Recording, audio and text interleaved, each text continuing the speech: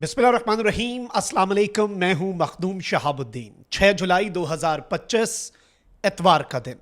नाज़रीन किराम, एक जानिब तो मकबूजा वादी में भारत का जुल्म सितम जारी है और यौम आशूरा पर किस तरह से कश्मीरियों के साथ जुल्म किया गया है, इस हवाले से कुछ एक्सक्लूसिव डिटेल्स हैं जो आपके सामने रखनी है।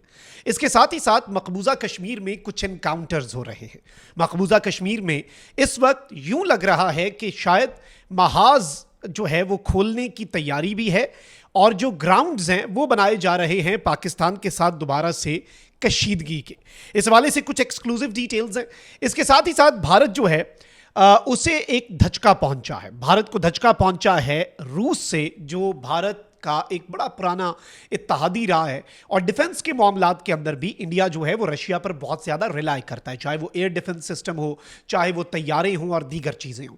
लेकिन अब रशिया जो है वो किस तरह से नरेंद्र मोदी को सरप्राइज कर चुका है और इस सब में चीन जो है उसने किस तरह से पाकिस्तान से दोस्ती का हक निभाया है, ये एक्सक्लूसिवली आपके सामने मामलात जो हैं ये रखते हैं।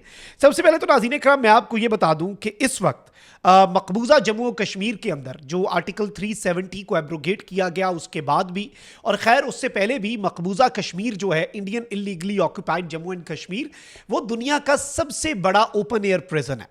और ये चीज़ भी आप ज़हन में रखिएगा कि मकबूजा वादी जो है वो दुनिया का सबसे हाईली मिलिटराइज्ड जोन है, यानी एक सिविलियन की निस्बत सबसे ज़्यादा फौजियों की जो रेशो है वो भी मकबूजा वादी के अंदर बताया जाता है कि भारत की है। फिर उसमें सीआरपीएफ भी है, सेंट्रल रिजर्व पुलिस फोर्स भी है, फिर JNK पुलिस भी है जम्मू एंड कश्मीर, और ये इस तरीके से वहाँ पर अपना जो होल्ड है वो रखते हैं। फेक एनकाउंटर्स की खबरें भी आती हैं, बाकी सारी चीज़ें भी होती हैं। लेकिन अब ये बताया गया नाज़रीन कराम के मकबूजा वादी जो है वहाँ पर जिस तरीके से वहां के लोग शोहदाए करबला जो हैं उनकी याद में जो जुलूस निकलता है, जो अहले तशी जुलूस निकालते हैं, जो उन्हें एक आज़ादी होनी चाहिए और ये उनका राइट है कि वो अपनी राइट को एक्सरसाइज करते हैं ना। पाकिस्तान में भी, दुनिया भर में, इवन यूरोप में, बरतानिया में, जहाँ जहाँ पर वो अपने इस राइट को एक्सरसाइज करना चाहते हैं उन्हें इसकी इजाज़त दी जाती है, बल्कि फैसिलिटेट किया जाता है, जुलूस के रास्तों को वहाँ पर अरेंजमेंट्स की जाती हैं और बड़े पुरअमन तरीके से ये सारे मामलात होते हैं। अल्हम्दुलिल्लाह पाकिस्तान में भी पुरअमन तरीके से जो 10 दिन है मुहर्रम उल हराम के वो गुजरे, और जो एक मैसेज है करबला का, वो मैसेज तो हमारे दिलों के अंदर जिंदा है। हुसैनियत जिंदाबाद है, यजीदियत मुर्दाबाद है। लेकिन यजीदियत आज भी बहुत सी शक्लों के अंदर है, चाहे वो मुसलमानों के ऊपर मशरिक़ वस्ता में होने वाला जुल्म हो या फिर वो मुसलमानों पर मकबूजा कश्मीर में होने वाला जुल्म हो। अब आप ये देखें कि वहाँ पर जो अहले तशी हैं उन्हें मुहर्रम का जुलूस तक नहीं निकालने दिया गया मकबूजा कश्मीर के अंदर, as per reports of Kashmir media service. Kashmir media service ने यह बताया है कि जी बीजेपी की जो हुकूमत है उसने यूं लगता है कि मकबूजा कश्मीर को आज के अहदे हाजिर का करबला बना के रख दिया हुआ है, और जब ईद होती है आपको पता है तब भी सख्तियां होती हैं। ईद के दिन से लेकर करबला का, यानी कोई भी इंपॉर्टेंट मुसलमानों का दिन हो उस दिन सख्ती कर दी जाती है, जुलूस जो है उस पर पाबंदियां लग जाती हैं। ये सब कुछ जो है ये भारत के अंदर होता है और मैं समझता हूं कि इसकी मजम्मत करनी चाहिए। सब लोगों को अपनी रिलीजियस फ्रीडम की इजाज़त है, फ्रीडम टू मूवमेंट की इजाज़त है, फ्रीडम ऑफ एक्सप्रेशन की इजाज़त है, बट ये चीज़ें जो हैं ये भारत के अंदर नापैद होती जा रही हैं। ये मैं नहीं कह रहा, ये एमनेस्टी इंटरनेशनल से लेकर ह्यूमन राइट्स वॉच से लेकर इंटरनेशनल जितनी ह्यूमन राइट्स की ऑर्गेनाइजेशंस हैं वो भी यही बात करती हैं। UN के अंदर मुतअद्दिद रिपोर्ट्स इस हवाले से पेश हो चुकी हैं और इस पर अगर हम आज बात ना करते तो ये मैं नहीं समझता कि ये जायज़ होता कि इस इशू को हम टच ना करते। इसके साथ ही साथ मैं आपको ये बताऊं कि कश्मीर मीडिया सर्विस के मुताबिक मकबूजा कश्मीर में आज वो लोग जिन्हें भारत जो है वो एनकाउंटर्स के अंदर मार देता है और भारत कहता है कि जी हमने मार दिया, बहुत से ऐसे लोग जो हैं उन्हें भी ट्रिब्यूट पेश किया गया, उनके जो पोस्टर्स हैं वो भी लगाए गए मकबूजा कश्मीर के अंदर और उनकी तस्वीर जो है वो भी सामने। इससे पहले आपने देखा होगा ऑपरेशन बुनियानो मरसूस के पोस्टर्स भी लगे वहाँ पर और पाकिस्तान को मुबारकबाद भी दी गई। तो जो सैयद अली गिलानी ने कहा था पाकिस्तान से रिश्ता क्या, ला इलाहा इल्लल्लाह, वो रिश्ता हमारा बांग्लादेश के साथ भी है, मकबूजा वादी के लोगों के साथ भी है और ये ईमान की ताकत है जो हमें यूनाइट करती है। तो इस पर बात करना ज़रूरी था। अब जरा आगे बढ़ते हैं नाज़रीन कराम। आपको मैं ये बता दूं कि इस वक्त द प्रिंट जो है इंडियन न्यूज़ आउटलेट पिछले कुछ दिनों से ये कह रहे हैं कि हमने पाकिस्तानी दहशतगर्द पकड़ लिए, ये कर लिया, वो कर लिया।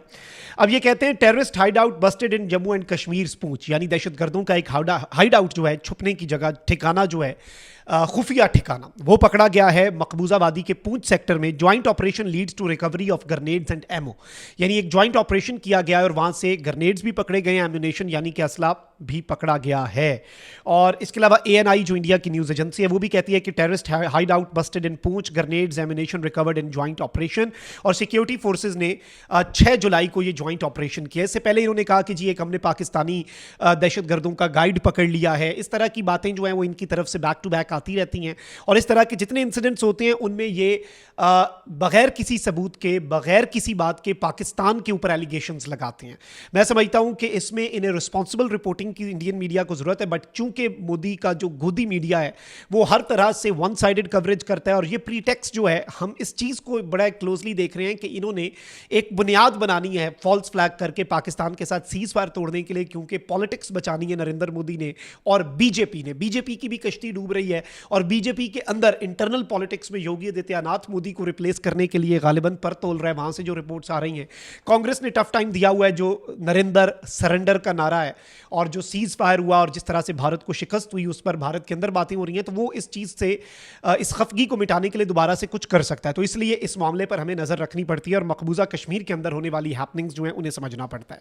अब जरा आ जाते हैं रशिया वाले मामले पर। नाज़रीन इकराम, SCO शंघाई कॉर्पोरेशन ऑर्गेनाइजेशन जो है, इसमें सेंट्रल एशियन ममालिक है और इसमें दो जो इन्फ्लुएंशियल ममालिक हैं वो है चाइना और रशिया।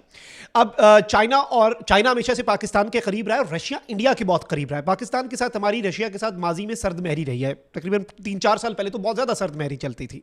तो SCO के अंदर चाइना ने कहा हमने पाकिस्तान को डालना है, रशिया ने कहा फिर हम इंडिया को डालेंगे और बराबरी की सतह पर मामला चलेगा, यानी दोनों जो हैं वो एक ही दिन ज्वाइन करेंगे, यानी रशिया ने इंडिया का साथ दिया। लेकिन अभी आप देख लें, बीजिंग के अंदर SCO का इजलास हुआ। SCO के इस समिट के अंदर भारतीय वजीर दिफा राजनाथ ने साइन करने से इनकार कर दिया। पाकिस्तान के national security adviser general Asim Malik जो कि DGISI भी हैं, उन्होंने अजित डोवल का मुंह बंद करवा दिया, यानी पाकिस्तान SCO के अंदर अपना होल्ड बरकरार रख चुका है। इसका एक ही मतलब है, SCO के अंदर भारत को अगर कोई बेल आउट करता था या चीजों को इक्वलाइज करता था तो वो रशिया था। तो अब यूं लग रहा है कि रशिया भी उस इक्वेशन से निकल गया और रशिया को समझ आ गई है कि भारत जो है वो रशिया से ज्यादा वेस्ट का पिट्ठू है और वेस्ट का आलायकार है। अब S-400 मिसाइल डिफेंस सिस्टम भी भारत के पास रशिया का है। भारत रशिया के ऊपर बहुत लार्जली रिलाई करता है। अभी रिसेंट आप देखें कि भारतीय वफ्द से नहीं मिले और पाकिस्तान के जो मुआवने खुसूसी हैं खारजा उमूर के, वो गए तो सरगई लारोव जो रशिया के फॉरेन मिनिस्टर हैं वो उनसे मिल लिए। तो ये कुछ इशारे मिलते हैं आपको जिससे आपको समझ आ जाती है कि रशिया जो है वो भारत से दूर, और चूंकि चीन के बहुत करीब है, वेस्ट जो है वो रशिया के अपने बॉर्डर तक आ चुका है। नेटो जो है उसके साथ रशिया की जंग चल रही है इन वन वे और अनदर। रशिया यूक्रेन जंग तो उसमें चाइना के साथ है वो, तो चाइना जो है वो इंडिया के साथ उसका फड्डा है। तो नेचुरली चाइना के पाकिस्तान के साथ होने की वजह से अब रशिया जो है वो भी पाकिस्तान के साथ ही हमें नजर आ रहा है। अब हो ये रहा है मेजर ब्लो टू इंडिया, ये खबर आ रही है नाज़रीन किराम, और सोर्सेज ये बता रहे हैं कि रशिया Tu-160 बॉम्बर जो हैं वो इस वक्त इंडिया को प्रोवाइड करने से गालिबन पीछे हटता हुआ नजर आ रहा है। अब ये इंडिया इसके ऊपर बहुत हैवीली रिलाई कर रहा था। चाइना से तो वैसे ही इंडिया जो है उससे हथियार नहीं मिल सकते। पाकिस्तान लगातार चाइना के साथ अपने डिफेंस टाइज जो हैं उन्हें बढ़ा रहा है, डिफेंस कॉपरेशन बढ़ा रहा है, और भारत जो है वो ऑलरेडी बहुत परेशान है कि चाइना और रशिया की कोलैबोरेशन अब पाकिस्तान के हक में जा रही है। और रशिया बहुत क्लोजली, रशिया के अपने सर्वाइवल का मसला है ना कि वो चाइना के साथ अटैच हो, तो चाइना के रिजर्वेशंस हैं कि भाई इंडिया के साथ आपकी डिफेंस डील जरा कम ही हो तो बेहतर है। उसकी वजह बहुत सादा, बहुत सिंपल, बहुत क्लियर। उसकी वजह सिर्फ और सिर्फ एक है कि भाई चाइना कंसर्न्ड है। चाइना को लगता है कि भाई ये टेक्नोलॉजी अगर हम ज्वाइंट भी कुछ बनाएं और ये उधर तक चली जाए तो मामला जो है वो खराब हो जाएगा। लेट्स सी चीजें किस तरफ को जाती हैं, लेकिन इस चीज को समझना इस वक्त बहुत ज्यादा जरूरी है और भारत को रूस से बहुत बड़ा धचका मिला है। अल्लाह निगहबान, पाकिस्तान जिंदाबाद।